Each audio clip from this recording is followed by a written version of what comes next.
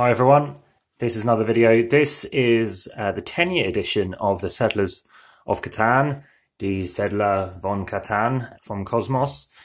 This is a game which, this is quite a rare one. I think it's the second most rarest edition of the game, from what I've been told.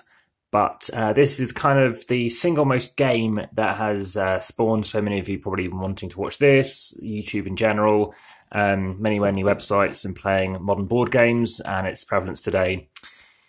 From the Spieldersjahrs awards from, I think it was 1969, 1972, first coming along, it really sort of upped the game on what made a good game. And in this instance, this is a game that happened to really kickstart, the actual games themselves being specifically good. This game actually comes with an expansion. It actually comes with what's known as the 5-6 player variant, as well as Going Out to Sea, which is called the Seafarers of Catan. And what you're doing is it's a game involving dice, and it's called Build, Trade and Settle. So you're looking to get certain things to allow you to build. You're looking to go to certain locations to try and get better resources.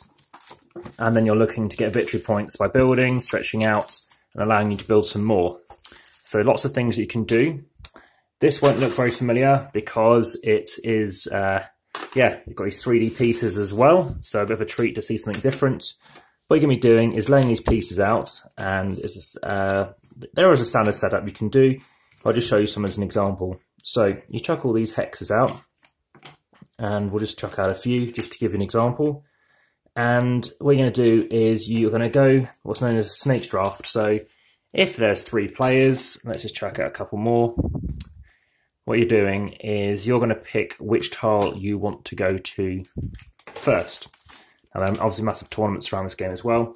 So what you do is you place out these at random, or we place them face down and then chuck them face up. This is a different variant of the game, or different types of stuff in the game. So you've got letters and all kinds of bits, which won't be covering off. But yeah, here's an example. So what you've got here is the chance for the player who goes first to go, well, what do I want to get? They'll be rolling 2 dice on their turn. I highly recommend the 6-player variant whereby 2 sets of dice are going.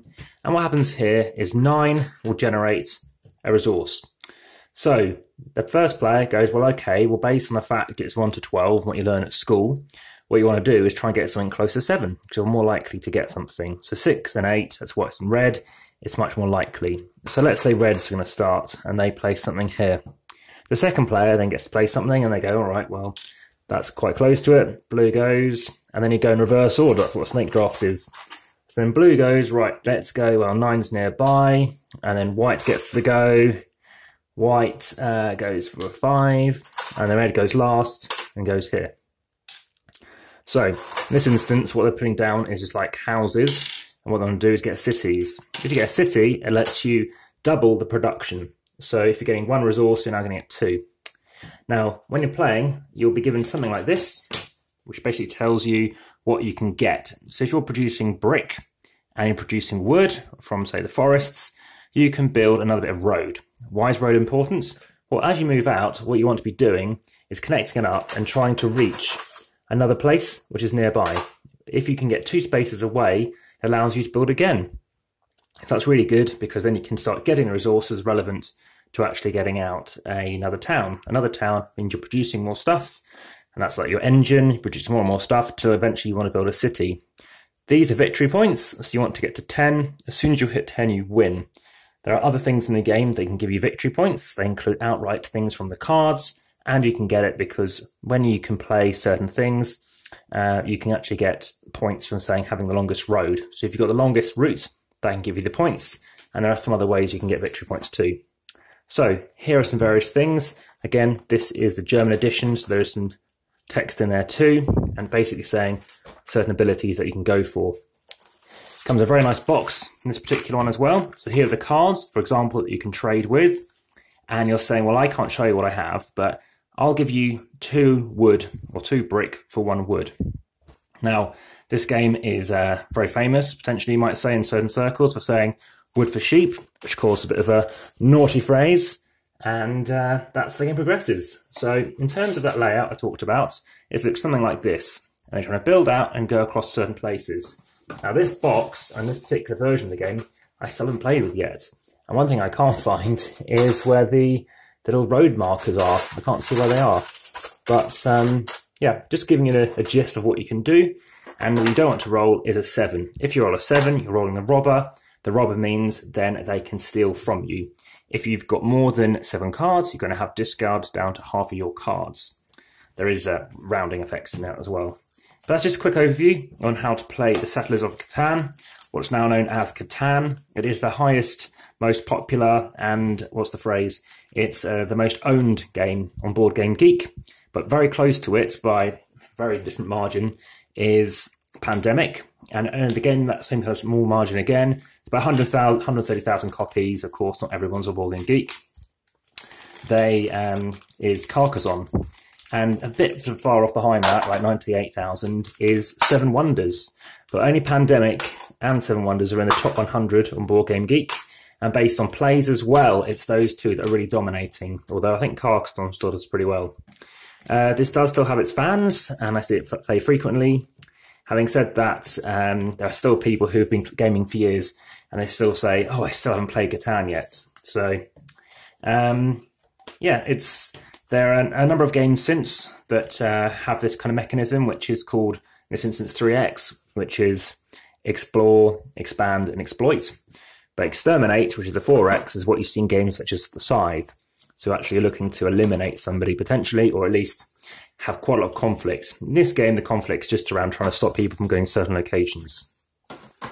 So if you haven't played it, then by all means have a look into checking it out, as I think just based on the fact that it's one of those games that did definitely influence to a degree, or at least got many people started with the game, it could be worth, just making sure you've ticked that box into seeing how things happen.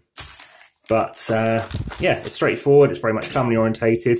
Games take about 90 minutes, say in a 3-player or 4-player game. It doesn't play 2.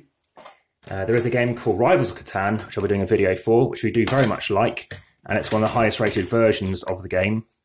And I've played Rise of the Incas, I've played a number of different variants, and I did work on a Catan stall a couple of years ago at the UK Games Expo, and received a Catan bag after kindly asking them a few times if they needed it still, and it's been very handy to carry games around with. I've also received some pins and badges, and what else was it? Catan robber sticker. So that is Rivals of Catan, or in this case, the Settlers of Catan. There have been books made about it, and yeah, Klaus Teuber, 1995, and yeah, regarded as one of the best games of that year. And just after that noise, everything has pretty much stayed in their respective areas. So again, this is a special edition. You can get it with wooden pieces, but in this instance, it's slightly difficult to differentiate between them, to be honest. But everything still seems to fit in here. And after having this on the shelf for 10 years, I am keen to play it, definitely. There are different scenarios with the Seafarers. There are 10. But yeah, it's the standard, as I say, ticket tried size box, which is a medium to large box. Having said that, this game has been around, obviously, much longer, by about 10 years.